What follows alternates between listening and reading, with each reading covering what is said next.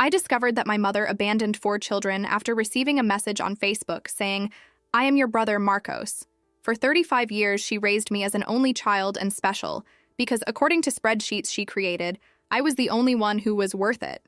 The Facebook message appeared on my screen at 2:40 I, 3 in the morning on a suffocating Thursday in January, when the humid heat turned my apartment into a stifling oven that made deep sleep impossible, even with the fan on maximum power pointed directly at my sweaty bed. "Hi, Laura, you don't know me, but I'm your brother Marcos, Regina's son too, and I discovered your existence recently through old documents I found at her house during a move. We need to talk urgently about our mother and everything she's hidden from all of us for decades." These were the exact words that would completely transform my understanding of my own identity, my family history, and especially of the woman I had considered my only true family for 35 years of lonely but apparently privileged existence. My entire body froze instantly despite the oppressive tropical summer heat, my fingers trembling as I obsessively reread that message, trying to process the mathematical impossibility of having a brother, when my mother, Regina, had assured me throughout my entire life that I was an only child, special, chosen, the only child she had wanted to have because I was too perfect to share maternal love with other less deserving children. The profile photo showed a brown-skinned man with disturbingly familiar features similar to mine, with the same eye shape, the same nose curve, the same prominent chin I saw daily in the mirror, and had always attributed exclusively to maternal genetics, because I'd never met my father, who supposedly died in an accident when I was a baby.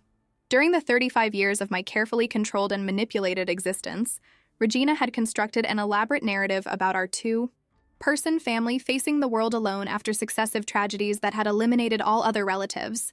My father dead in an accident, grandparents deceased before my birth, aunts, uncles, and distant cousins who had cut contact over disagreements too old to be relevant. It's just us two against the world, my special daughter. And that makes us stronger because we don't need to share our love with anyone who doesn't deserve our complete devotion, she constantly repeated throughout my childhood, adolescence, and adult life, creating a suffocating emotional bubble where only our duo existed in a universe empty of other significant family connections. I replied to Marcos's message with trembling fingers that could barely type correctly on the cell phone keyboard. "You must be confused.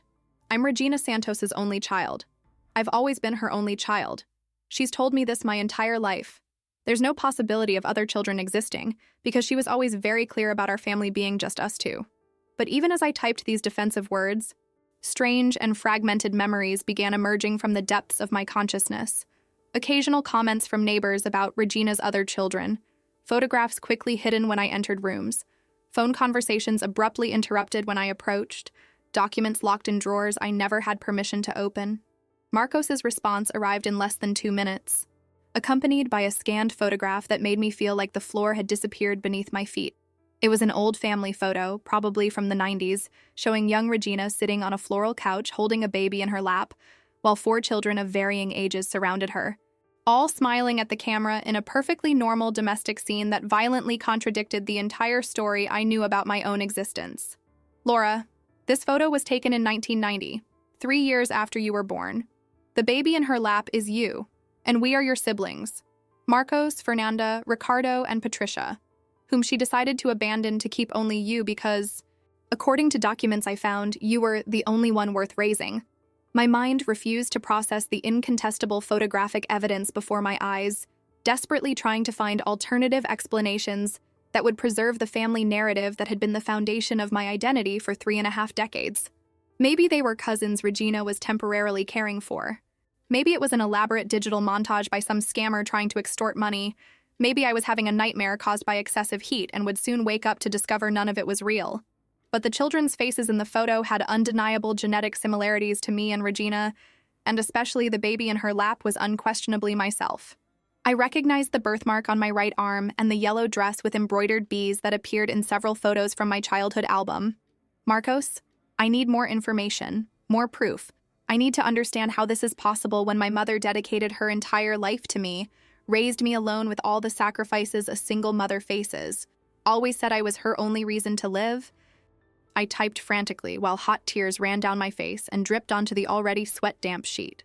His response came with more scanned documents, birth certificates, school records, medical files, additional photographs, each additional piece of evidence destroying another piece of the reality I had believed to be true throughout my conscious existence. The birth certificates were particularly devastating because they showed all 5 children had the same father, contradicting the story that my father had died when I was a baby.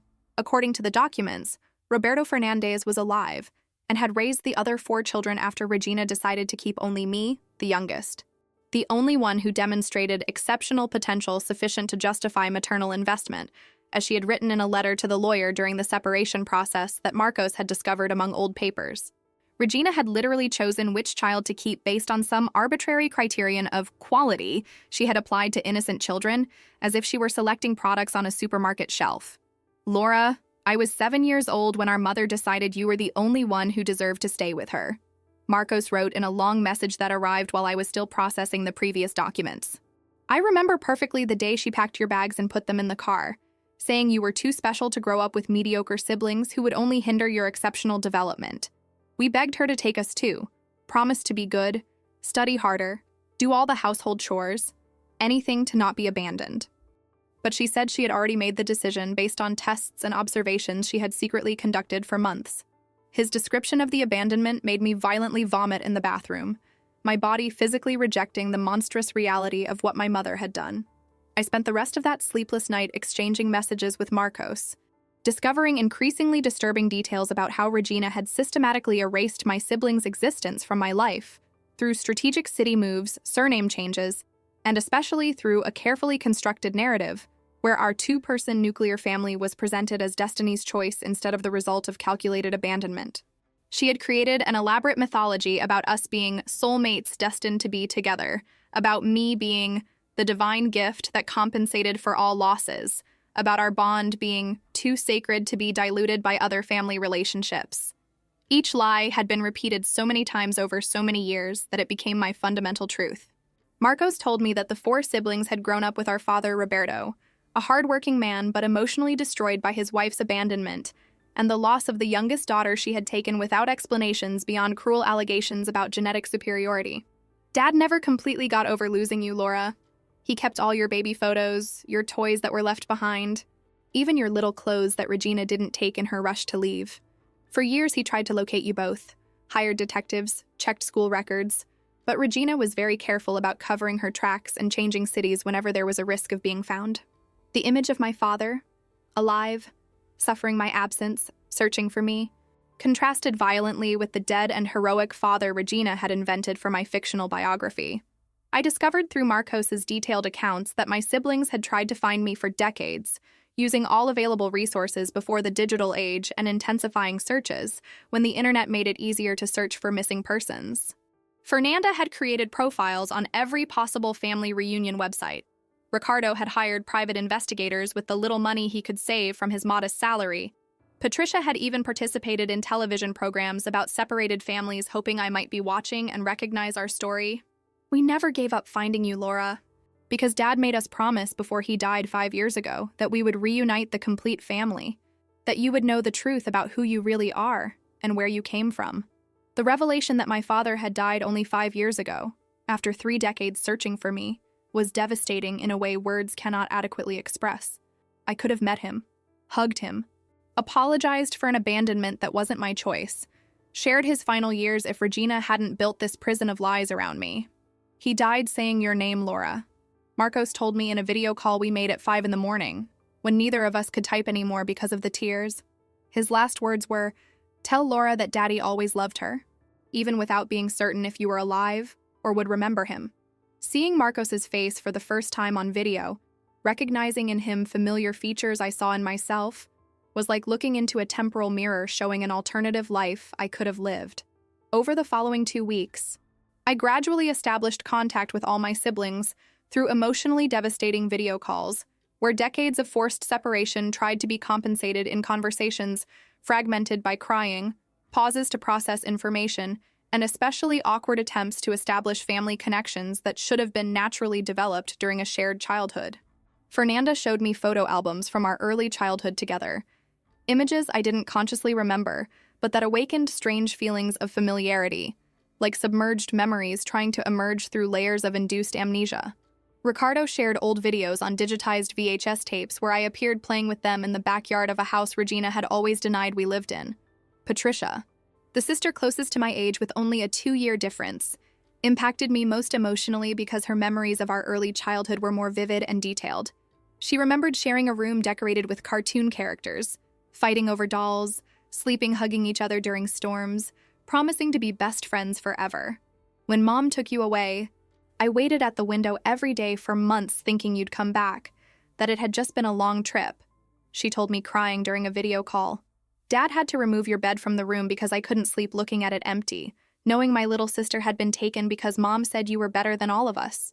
The decision to confront Regina with evidence of her monstrous emotional crime was made collectively during a group video call where all 5 siblings virtually reunited for the first time in 32 years.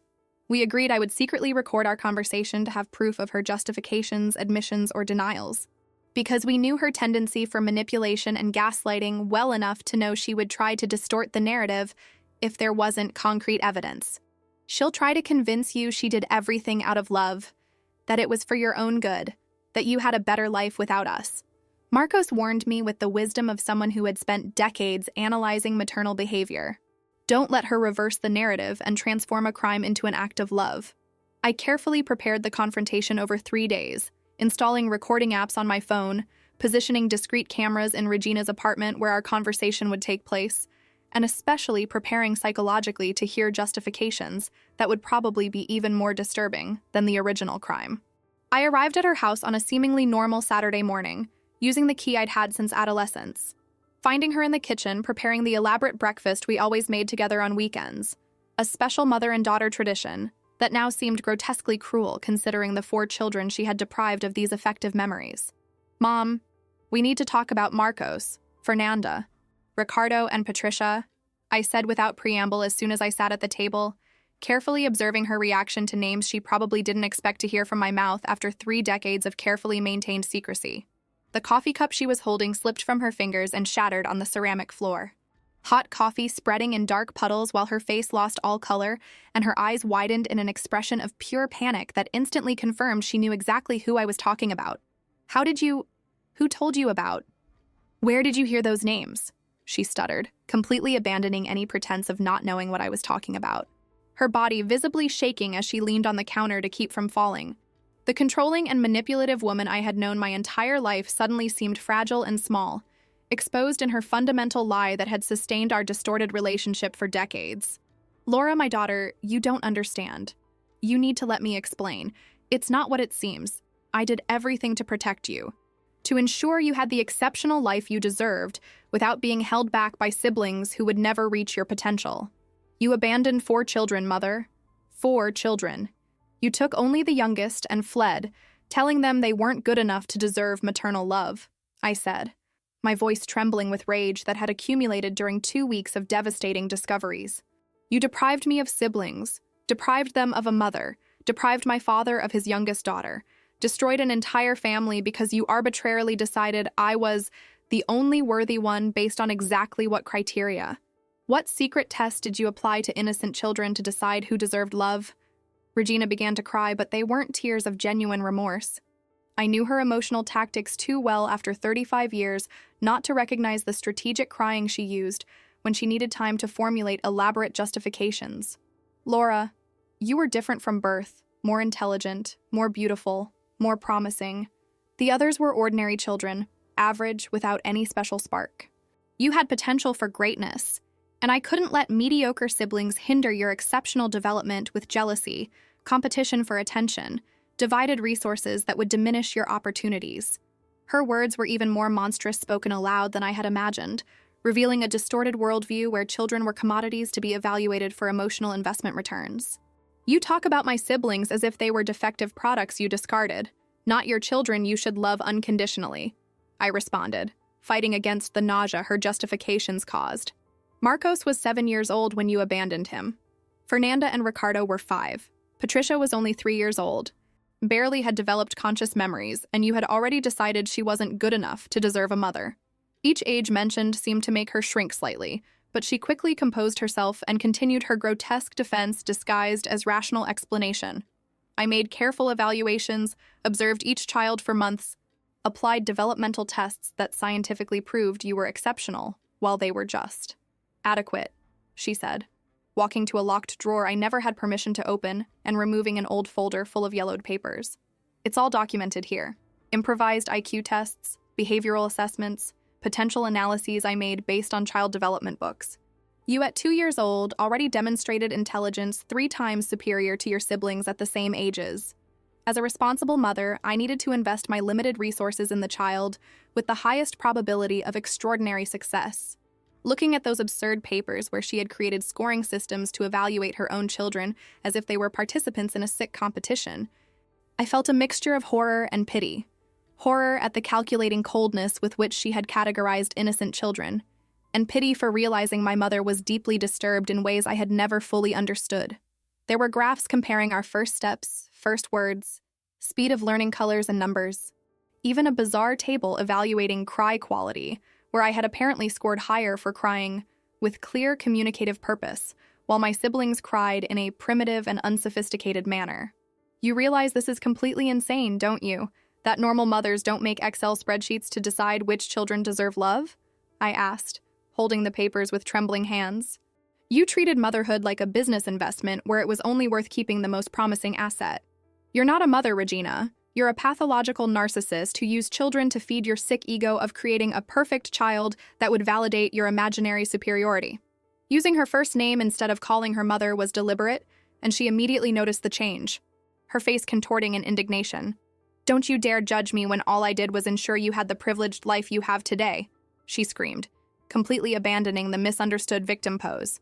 You had elite education, extracurricular activities, cultural trips, exclusive attention that shaped you into the successful woman you became. If I had kept everyone, you'd all be just another poor family with resources divided among many children, all mediocre from lack of adequate investment. I made a strategic choice that benefited at least one child instead of condemning all to mediocrity. You deprived 4 children of a mother to feed your fantasy of being mother to the perfect child. You deprived me of siblings who could have enriched my life in ways no ballet class or language course could replace. I screamed back, decades of emotional manipulation finally exploding in justified rage. And you know what's most ironic? Your other mediocre children became incredible people. Despite the abandonment, Marcos is a pediatrician. Fernanda is a social worker specializing in abandoned children. Ricardo is a university professor. Patricia is a child psychologist. They all chose professions dedicated to caring for children, probably to compensate for the maternal care you denied them. The revelation about the professional success of the siblings she had discarded as without potential clearly hit her like a slap in the face, her eyes widening in genuine surprise before quickly narrowing in defensive denial. Anyone can have a degree. That doesn't mean true excellence like yours. You're a renowned architect with international awards, exactly as I predicted in my tests when you were 2 years old, she insisted, desperately clinging to the narrative that she had made the right choice based on her amateur pseudoscientific evaluations. Mother, or Regina, since you've lost the right to be called mother, I want you to say, looking into my eyes, knowing I'm recording this conversation, that you think it's normal and acceptable for a mother to abandon 4 children because she decided only one was worth it. Tell the camera that you feel no remorse for depriving innocent children of maternal love based on ridiculous tests you invented, I challenged, pointing to the cell phone visibly recording our conversation. Admit what you really are, a narcissistic woman who treated motherhood as an egocentric experiment instead of a sacred responsibility. She looked at the camera, then at me, and for a brief moment I saw something I had never seen before in her eyes. Genuine fear of consequences, of exposure, of losing control of the narrative she had maintained for decades. But then, with the speed of someone who had practiced manipulation her entire life, her face transformed into a mask of righteous indignation. I am a mother who made difficult choices for the greater good. If that means 4 ordinary children had to grow up without me so that one extraordinary child could fully flourish, then it was a sacrifice worth making. Look at you. Successful, educated, sophisticated. You're living proof that I was right. I'm living proof that growing up as the only child of a manipulative narcissist causes deep psychological damage, I corrected, my voice now calm and controlled, because I had gotten exactly what I needed. Her recorded admission that she had consciously abandoned 4 children for completely insane reasons. Do you know how many years of therapy I needed to deal with your sick need for control? How many relationships failed because you sabotaged anyone who could divert me from the path of excellence? How many times I thought about suicide as a teenager because I was never good enough for your impossible expectations, even being the only worthy one. The mention of suicide finally seemed to penetrate her armor of justifications, her face paling as she processed the information that her perfect daughter had suffered so much under her supposedly superior upbringing. You never told me you were suffering. You always seemed happy, fulfilled, grateful for the opportunities I provided, she murmured, genuinely confused about how her special daughter could have been unhappy when she had received everything, except healthy boundaries, unconditional love without performance expectations, and the chance to develop normal family relationships. Because you trained me from infancy to perform happiness and gratitude, to never show weakness that would tarnish your reputation as the perfect mother raising the perfect daughter, I explained, years of therapy finally giving me vocabulary to articulate the subtle but devastating emotional abuse I had experienced. Every time I tried to express sadness, frustration, or any negative emotion, you reminded me of how much you had sacrificed for me, how privileged I was, how other children would give anything to have the opportunities you provided me. You weaponized gratitude to silence me, used material privilege to invalidate emotional suffering. But you had everything. Education at the best schools, designer clothes, trips abroad, your own house at 25 with the down payment I saved for decades, she protested, still unable to comprehend that material goods don't replace healthy emotional connections. Your siblings grew up in a modest suburban house, attended public schools, had to share rooms and clothes. You had your own professionally decorated room, personalized wardrobe, private tutor for every subject you struggled with. How can that be bad? Because I had all that alone, Mother. While my siblings had each other, I only had you and your suffocating expectations, I screamed, finally releasing decades of loneliness disguised as privilege. Do you know what I would give to have shared a messy room with Patricia instead of sleeping alone in a perfect room? To have fought with Marcos over the remote control instead of watching TV alone in an impeccable living room? To have worn hand-me-downs from Fernanda instead of expensive dresses I couldn't get dirty playing because I had no one to play with? Regina remained silent for long moments, processing the revolutionary possibility that her grand experiment in optimized parenting had failed spectacularly in providing happiness for her chosen daughter. But instead of demonstrating genuine remorse or belated empathy, she did what she always did when confronted with evidence of her failures, doubled down on her distorted narrative. You're romanticizing poverty and mediocrity because you never experienced it. Your siblings aren't happy sharing scarce resources. They just say that because they don't know any better. You're having a midlife crisis and idealizing a life that would have made you ordinary like them. It was at that moment I made the final decision about our future relationship, or rather about the absence of it.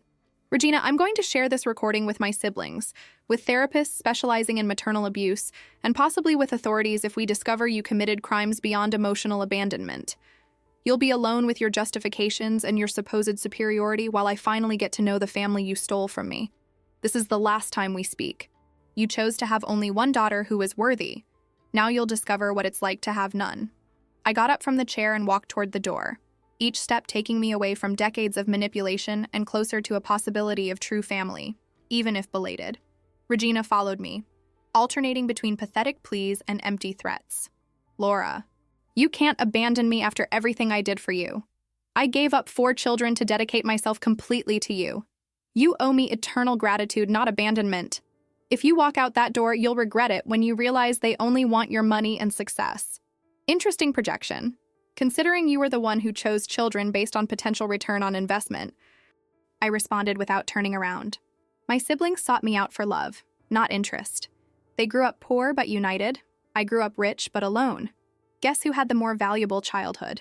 I left the house, closing the door with definitive firmness, leaving Regina alone with her child evaluation spreadsheets and her monstrous justifications that she would have to repeat to herself for the rest of the lonely life she had chosen by turning motherhood into a sick competition. The first in-person meeting with all my siblings happened 2 weeks later, at a modest but cozy family restaurant that Marcos chose for being equidistant from the cities where each lived.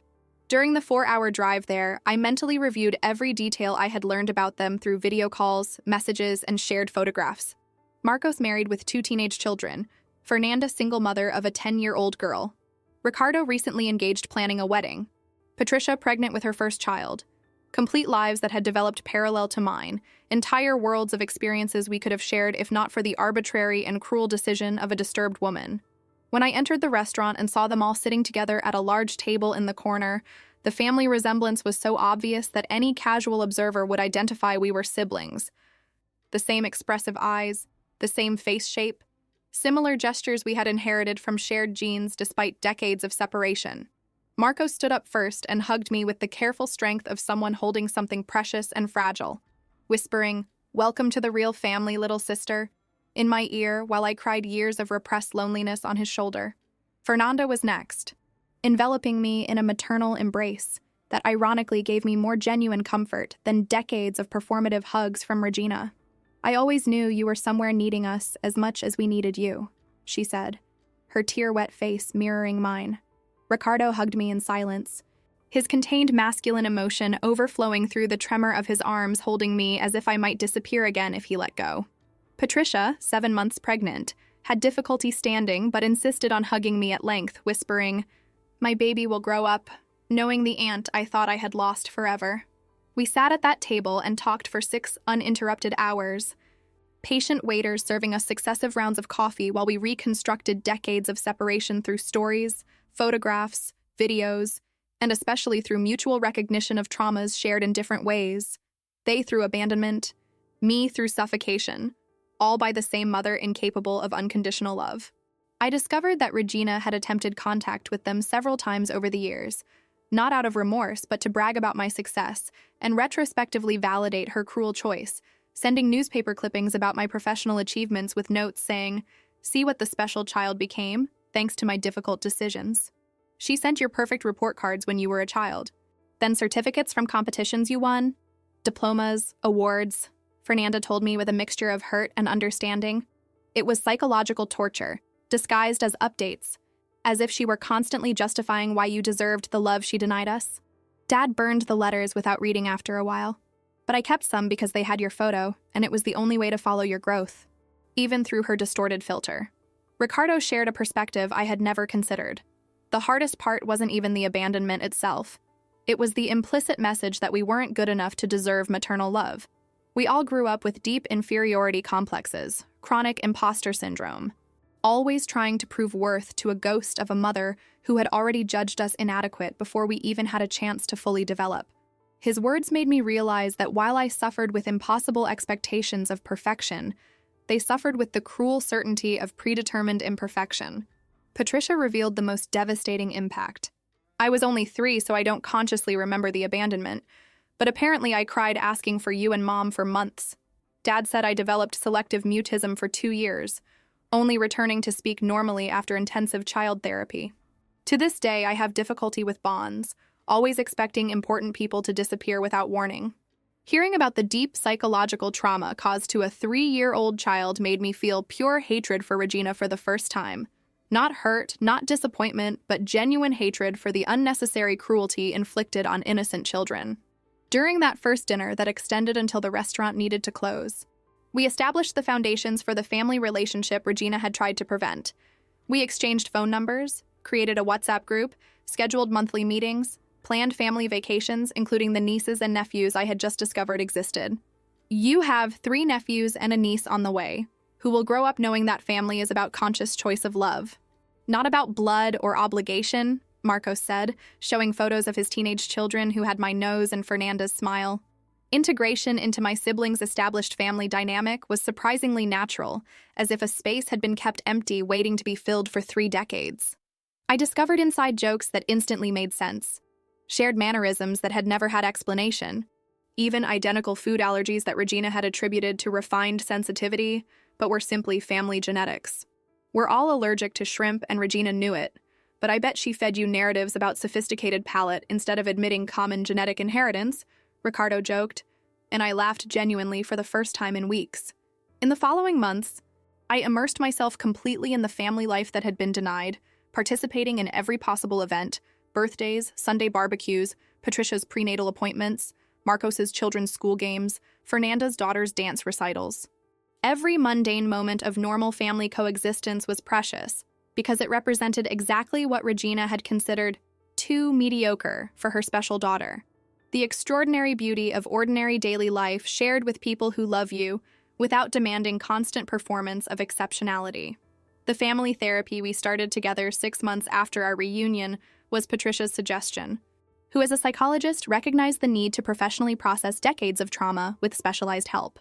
Dr. Helena, a specialist in family reunification and abandonment trauma, guided us through intense sessions where decades of pain were finally validated, processed, and slowly transformed into mutual understanding. You 5 are survivors of the same trauma manifested in different ways, she explained during a particularly revealing session. Laura suffered abuse through excess control, you 4 through its absence. Both are forms of emotional neglect that leave deep scars. During these sessions, my siblings expressed something that surprised me. Initial envy of the material privilege I had received, followed by deep pity when they understood the psychological price paid. Growing up, I hated you a little, Fernanda admitted honestly. The chosen daughter, the special one, the one worth it, while we were disposable. But now I see you were as much a victim as us, maybe even more because you didn't have siblings to share the weight of her madness. We had each other. You only had her and her impossible expectations. A year after our reunion, we decided to do something symbolic but significant. A digitally reconstructed family album, where we photoshopped my presence into important photos from which I had been excluded. It was simultaneously sad and healing to see alternative versions of moments that never existed. Teenage me at Marcos's wedding, university me at Fernanda's graduation, present at the births of nieces and nephews. We can't change the past, but we can reimagine how it should have been, Ricardo said as we worked together on the project over a weekend.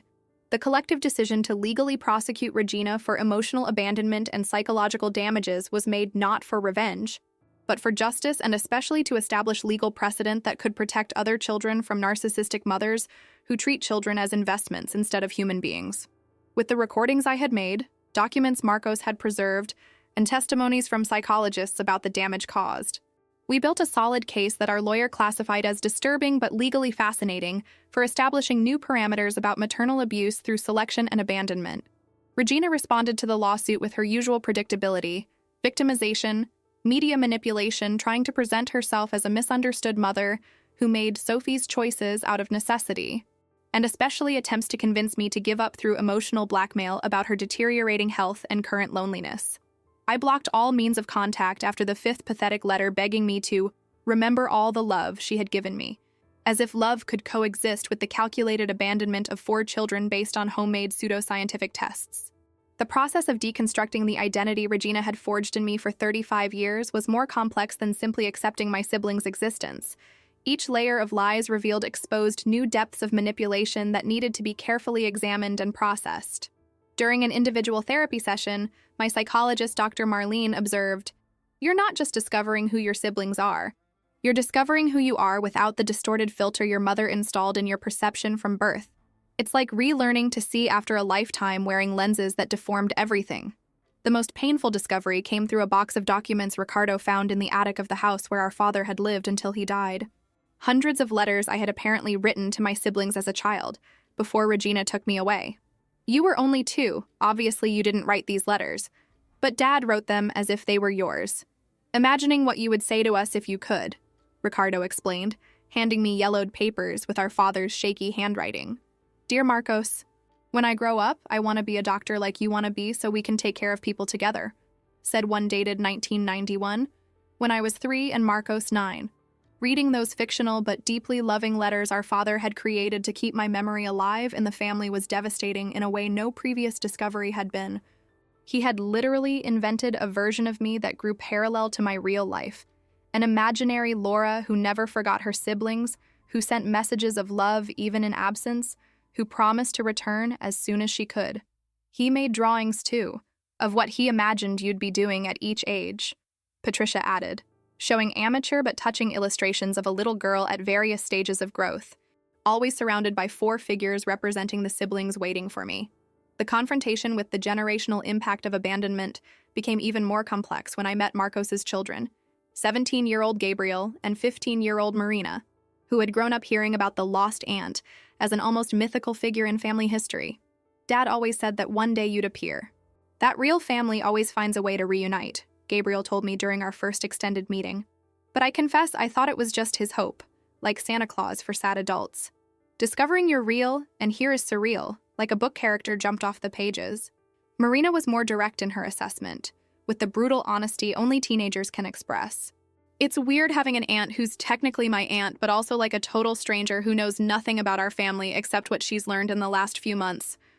Like, you don't know that Grandpa Roberto was allergic to cats but adopted 3 because we kids begged, or that he made the best carrot cake in the world, but only on our birthdays, never on normal days. You missed all these memories that form who we are as a family. Marina's perceptive observation forced me to confront a painful reality. No matter how much my siblings accepted and loved me, there were 3 decades of shared history I could never fully recover, internal references that would always need explanation, fundamental memories from which I was permanently excluded. During a family barbecue, when everyone laughed at an inside joke about the Christmas turkey incident of '97, I felt the stab of exclusion even surrounded by love and acceptance. Fernanda noticed my discomfort and explained the story. But explanation isn't experience. Knowledge isn't lived memory. It was Patricia, with her psychology background and personal experience with abandonment trauma, who helped me process this feeling of being simultaneously included and eternally behind. Laura, you need to grieve the memories you'll never have while celebrating the ones you're creating now. It's like being an immigrant in your own family. You belong by birthright, but need to learn the culture that should have been native. It's painful, and it's valid to feel that pain even while being deeply grateful for the reunion. The complexity of the situation intensified when I discovered through legal documents that Regina had systematically sabotaged my father's contact attempts for years, including a fraudulent restraining order she had obtained claiming he was violent, a completely false accusation my siblings vehemently denied.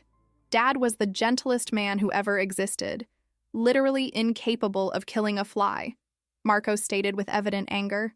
Regina invented a history of domestic violence to legally justify keeping you away from us. We have documents proving she falsified evidence, paid witnesses, manipulated the legal system to ensure we could never find you. The discovery that Regina had actively criminalized an innocent man to maintain her 2-person family narrative made me question literally every memory, every story, every fact she had told me for 3.5 decades. If she was capable of destroying a man's reputation to maintain a lie, what else was she capable of? I began obsessive investigation into my own past, checking school records, searching for former teachers, trying to separate truth from fiction in my life's narrative. I discovered disturbing discrepancies. The elite school where I supposedly studied elementary school had records that I had been abruptly withdrawn in the middle of 3rd grade after an unspecified family incident, contradicting Regina's story of smooth planned transition. Former neighbors remembered seeing me playing with other children who looked like siblings, before we suddenly disappeared. A retired teacher even kept a drawing I made at age 6, showing 5 figures holding hands with the names Laura, Marcos, Fernanda, Ricardo, Patricia, written below in shaky child's handwriting. You remembered us until at least age 6, Fernanda concluded emotionally when I showed the drawing during a family video call. Regina must have actively worked to erase your memories, probably through constant gaslighting whenever you mentioned having siblings. I imagine her saying they were imaginary friends, dreams, childhood fantasies you needed to overcome to mature. The accuracy of Fernanda's guess was confirmed when I found childhood diaries where I had written about invisible friends who seem real but mommy says don't exist. Chilling evidence of psychological manipulation applied to a developing child. Fernanda's daughter, Sophia, became instrumental in my recovery through her direct and unfiltered child's perspective. Aunt Laura, you're like Rapunzel in reverse, she observed during an afternoon I spent braiding her hair. Instead of being locked in a tower by a witch pretending to be your mother, you were locked in a life of lies by a mother who was secretly a witch. But you escaped and found your true family, so the happy ending still counts. The simplicity of her fairy tale analogy captured the essence of the situation better than hours of adult analysis. The legal process against Regina revealed additional layers of her pathology when investigators discovered she had maintained detailed dossiers on each child from birth, with monthly evaluations she called Maternal Optimization Project. The documents, written in pseudoscientific language mixing poorly understood child development theories with delusions of grandeur, showed an elaborate scoring system where each child was evaluated in dozens of arbitrary categories. I had consistently scored highest in exceptional achievement potential and compatibility with intensive maternal investment, terms she had invented to justify predetermined choices. The most disturbing thing is that she clearly decided to keep you before even creating these tests, observed our lawyer, Dr. Carmen, analyzing the document dates. The tests were retroactively created to justify a decision she had already made based on completely irrational criteria. You were the youngest, therefore most malleable, and physically resembled her most, feeding her narcissism. Everything else was elaborate posterior justification to make it seem like a logical decision instead of sick preference. During video-recorded legal deposition, Regina maintained her delusional narrative with frightening conviction, even presenting graphs and tables that supposedly proved her decision had been mathematically correct. When questioned about the trauma caused to the abandoned children, she responded, "Temporary trauma is an acceptable price for optimization of exceptional potential." Laura became an award-winning architect, completely validating my methodology. The others would have wasted resources that were better invested in her. The coldness of her utilitarian logic applied to her own children made even the veteran judge show visible disturbance. The most revealing moment happened when the prosecution presented home video that Marcos had preserved, recorded days before Regina left with 2-year-old me. In the video, all 5 children played together in the backyard. Me clearly adoring the attention from older siblings, laughing when Ricardo threw me up, running after Patricia, being protected by Marcos from too rough play, sharing snacks with Fernanda. We were unequivocally a united and loving family, destroyed not by inevitable tragedy, but by the calculated choice of a woman incapable of unconditional love. "Look at their faces, Regina," the prosecutor demanded, pausing the video on a scene where everyone smiled at the camera. "Look at the children you classified as undeserving of maternal investment. Can you see defects that justify abandonment? Can you point out which child there didn't deserve a mother's love?" Regina responded without hesitation. "I see one exceptional child being held back by 4 mediocre ones.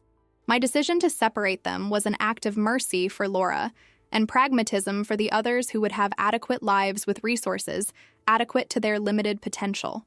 Her response caused a visceral reaction in the courtroom. Even her own lawyer seemed disgusted by the inhuman coldness of the statement. The judge had to call for order when Fernanda began crying audibly, not from sadness but from pure indignation at the woman who had reduced her children to investment metrics. "Do you understand that you're describing your children as defective products, not human beings deserving of maternal love?" the judge asked, clearly struggling to maintain professional neutrality. "I understand I made difficult choices that sentimental people can't appreciate," Regina responded with arrogance that sealed her legal fate. The public reaction to the case was intense and polarized. While most expressed horror and solidarity with us, a disturbing online support group emerged of parents who admired Regina's courage in making difficult choices to maximize child potential. Discovering that other parents were contemplating abandoning less promising children was so disturbing that we collectively decided to become informal activists against this sick mentality, participating in lectures and documentaries about the real damage caused by conditional and competitive parenting. During documentary filming about our case, the director asked each of us individually, "If you could go back in time, would you prefer Regina had kept everyone or no one?" The answers revealed the complexity of our emotions. Marcos said no one, so we all had the same chance to heal. Fernanda chose everyone, because even a bad mother would have been better than none. Ricardo stated, no one, because at least there wouldn't be a favorite to make us feel inadequate. Patricia answered everyone, so Laura wouldn't have suffered alone. When my turn came, I needed long minutes to formulate an answer. I would prefer she had kept everyone, not because it would have been better for me. Certainly it would have been worse sharing that sick pressure, but because my siblings deserved the chance to reject her by their own choice instead of being rejected. The agency of choosing to distance yourself from a toxic parent is very different from being abandoned by them. I eventually chose to distance myself. They never had that option, and that's an additional violence she committed against them. The answer generated deep family discussion about agency, choice, and the different forms of trauma we had experienced. Ricardo articulated something that resonated with everyone. Laura had to unlearn toxic love. We had to learn to trust in love. They're different but equally difficult journeys. She had to discover that love doesn't need to be earned through performance. We had to discover that love can exist without constantly fearing abandonment. Regina broke us in different but complementary ways. The legal verdict arrived 2 years later, establishing important precedent about qualified emotional abandonment and determining significant compensation to be divided among the 4 abandoned siblings, with my share being donated to institutions that care for vulnerable children. Regina was convicted not criminally but civilly, and the public exposure of the case through investigative reporting completely destroyed the image of dedicated mother she had cultivated in her social circle. The poetic justice is that she ended up exactly as she planned, with only one exceptional daughter. Except she doesn't even have that anymore, Marcos observed during our verdict celebration dinner. 3 years have passed since that first Facebook message that changed my entire understanding of identity, family, and belonging. Today I live in a city halfway between all my siblings, in a modest but lively house where nieces and nephews run through the hallways, where Sunday dinners are noisy and chaotic, where genuine family photographs cover every wall without any need for reconstructive Photoshop. It's exactly the kind of life Regina would consider mediocre and wasted in normalcy, and that's exactly why it's perfect.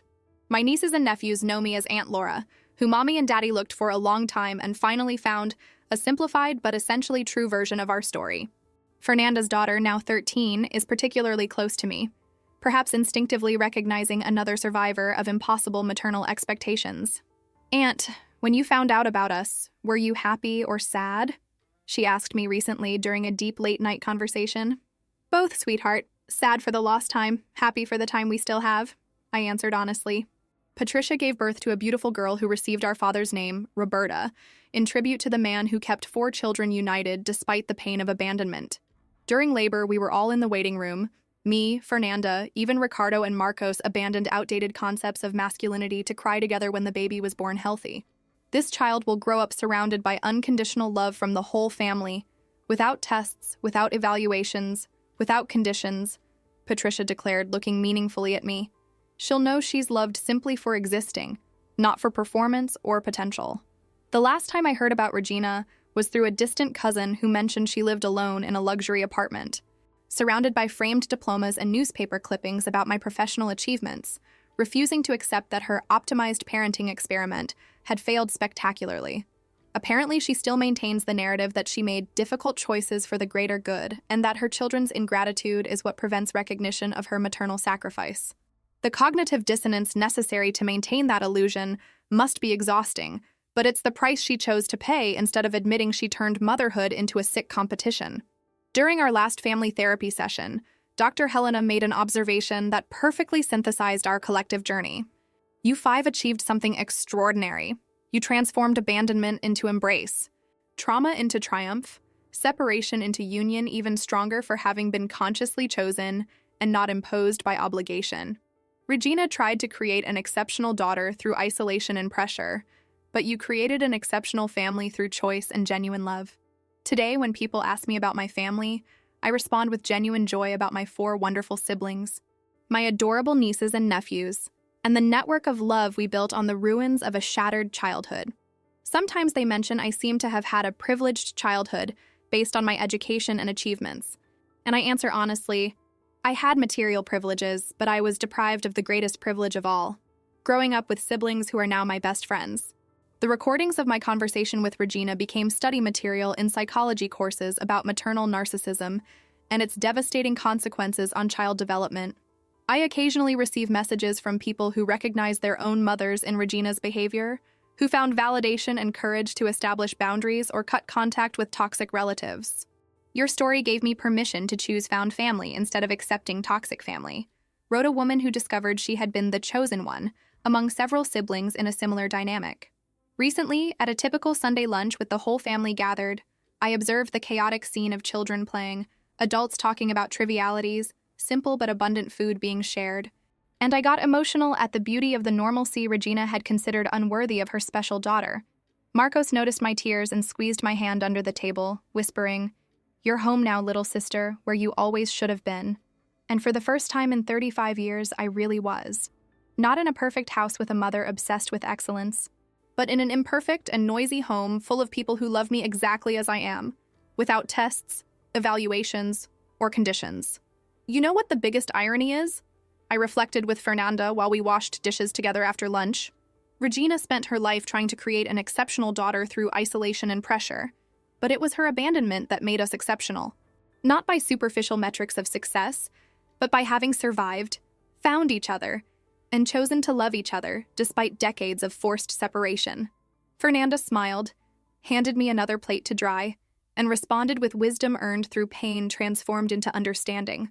Maybe that was always the true exceptionality, the ability to transform trauma into love, abandonment into embrace, A mother who said we weren't good enough into proof that we always were, just not for her sick criteria. A year after the verdict, we received news from the lawyers that Regina had been admitted to a psychiatric clinic after a nervous breakdown caused by complete social isolation resulting from public exposure. Even her few remaining friends had distanced themselves after reading the trial documents, unable to reconcile the image of the woman they knew with the calculating mother who abandoned children based on spreadsheets. The news generated conflicting feelings in all of us. There was no joy in her fall, only tired sadness that everything could have been avoided if she had been capable of loving simply, without conditions or metrics. We voted democratically on whether to visit her or not, a decision that took weeks of discussion and several therapy sessions to process. In the end, only Marcos and I went, not for forgiveness or reconciliation, but for the need for visual closure. To see the woman who had caused so much damage reduced to the human fragility she had always denied possessing. We found a Regina aged 10 years and 2, medicated and apathetic, murmuring about wasted potential and miscalculated investments even in a semi-catatonic state. She still doesn't understand, Marcos observed as we left the clinic. Even broken, alone, and confronted with the consequences of her choices, she still talks about us as investments instead of children. It's tragically consistent. I agreed silently, processing the final image of Regina, not the controlling mother of my childhood or the exposed narcissist from the trial, but an old and broken woman, trapped in a mental prison of her own construction, unable to the end to understand that love isn't a commodity to be optimized, but a gift to be offered freely. 3 years have passed since that last glimpse of Regina. I learned through legal channels that she remains institutionalized, refusing treatment that would require confronting her actions, preferring to live in delusion where she's still a misunderstood heroic mother who made avant-garde choices in child rearing. The doctors classified her case as malignant narcissism combined with sociopathic characteristics, essentially untreatable because treatment would require recognition of failure that her psyche cannot process without complete collapse. Meanwhile, our reconstructed family has flourished in ways Regina would consider proof of satisfied mediocrity, but which we recognize as true success. Gabriel, Marcos's oldest son, was accepted into medical school following in his father's footsteps, but chose child psychiatry, indirectly inspired by our family story. Marina became a precocious writer, publishing short stories about fragmented families that reconstruct themselves. Sophia, Fernanda's daughter, demonstrates exceptional musical talent, but is encouraged to explore without pressure for perfection. Patricia's baby, now 3 years old, grows surrounded by unconditional love from 5 aunts and uncles who compensate in affection what was lacking in their own childhoods. I myself went through a profound transformation that Regina had ironically tried to prevent through isolation. I left high-end architecture that she had directed me toward to work on social housing projects, using my talent to create dignified homes for families society considers less deserving, a direct rejection of the maternal philosophy of investing only in the exceptional. My siblings joke that it's my form of therapy through brick and concrete, literally building the opposite of the empty pedestals Regina had erected. During our most recent monthly family dinner, a sacred tradition we established to ensure we're never separated again, Patricia made a toast that perfectly captured our collective journey. To the family we choose to be despite the one we were denied. To the love we cultivate despite what we were conditioned for. To the memories we're creating to replace those stolen from us. And especially, to living proof that DNA doesn't determine destiny, that abandonment doesn't define worth, and that it's never too late to start being the family we always should have been. As our glasses clinked in agreement, I looked around the table. Marcos teaching magic tricks to the children, Fernanda and Ricardo debating politics with passion but respect, Patricia nursing her child while participating in conversation, all interwoven in a tapestry of love consciously chosen, instead of imposed by obligation. It was exactly the kind of chaotic and unrefined domestic scene Regina would have despised, and exactly why it was perfect in its authentic imperfection. "You know what impresses me most," Ricardo commented as we served dessert, a carrot cake made following our father's exact recipe, a tradition we kept alive. How we managed to break the cycle. Any of us could have perpetuated the toxic model of conditional love, especially you, Laura, who was molded in it most intensely. But we all chose to love unconditionally, to raise without impossible demands, to accept imperfection as part of human beauty.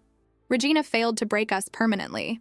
His observation made me reflect on resilience, on how trauma can be transformed into wisdom instead of perpetuated in new damage. Each of us had made conscious decisions to be the opposite of what Regina represented. Where she saw hierarchy, we created equality.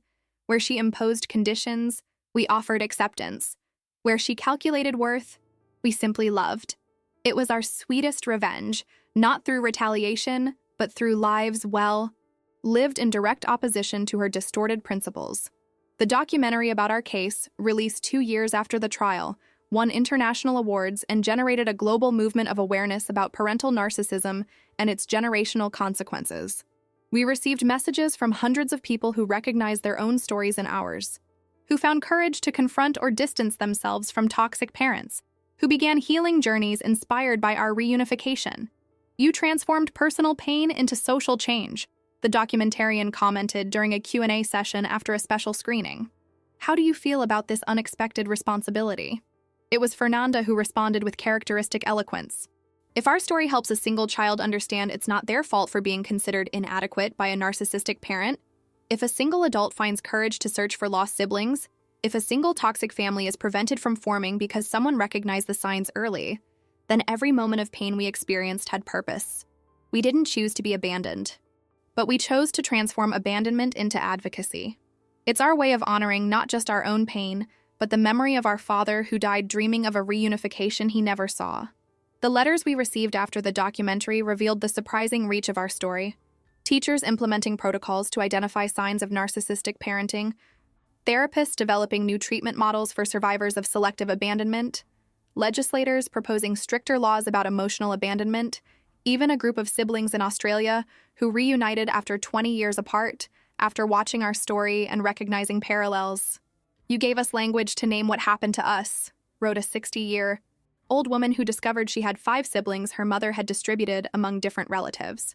For decades, I thought I was an orphan. Now I know I was chosen to be an orphan. The phrase chosen to be an orphan resonated deeply because it captured the specific cruelty of what Regina and similar parents do. It's not abandonment by necessity or accident, but abandonment as strategy. Manufactured orphanhood to serve sick parental ego.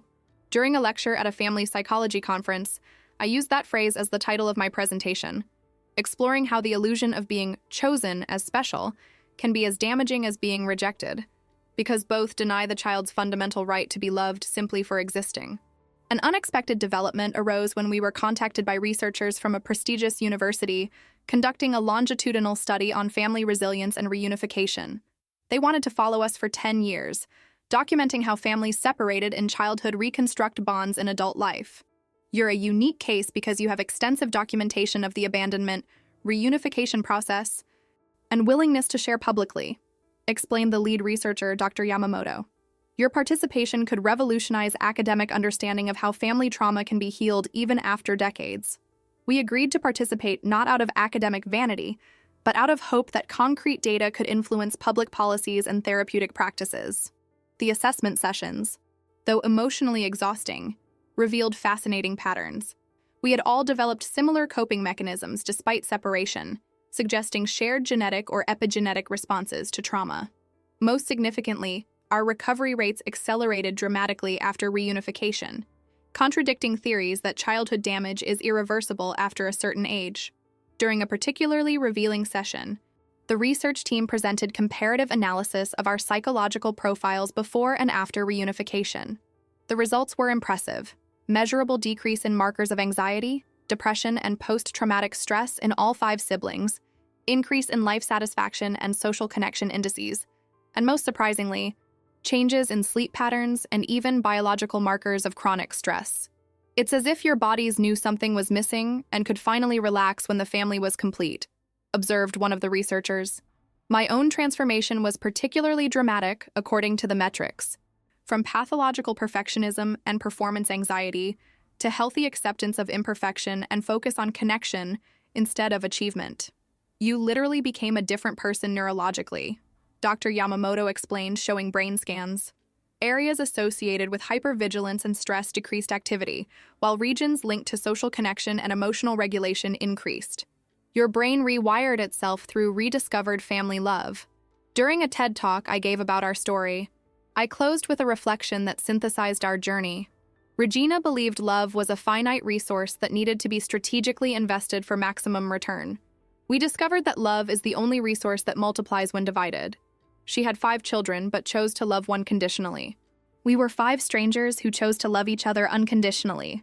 She remains alone with her empty metrics. We thrive in our imperfect but authentic union. That's the true measure of success.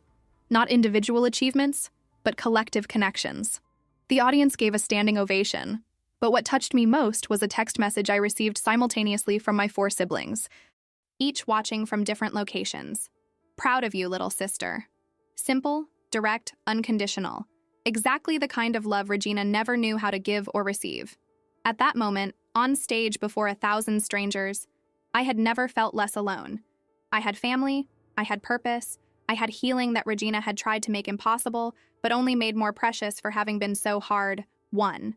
And so, what began with a devastating message on Facebook at 2:43 on a suffocating morning transformed into the greatest blessing of my life. The discovery that true family isn't about blood or upbringing, but about people who choose to love you when they could easily blame you, who embrace you when they could reject you, who rebuild bridges that others burned. Regina may have raised me to be special, but it was my siblings who taught me to be human. And in the end, being human surrounded by imperfect but genuine love is worth infinitely more than being special in perfect but empty isolation. Did you enjoy Laura's story? Then subscribe to the channel. Leave your like and comment where you're watching from. Oh, and there's another story waiting for you here on the screen. Click there and I'll be waiting for you.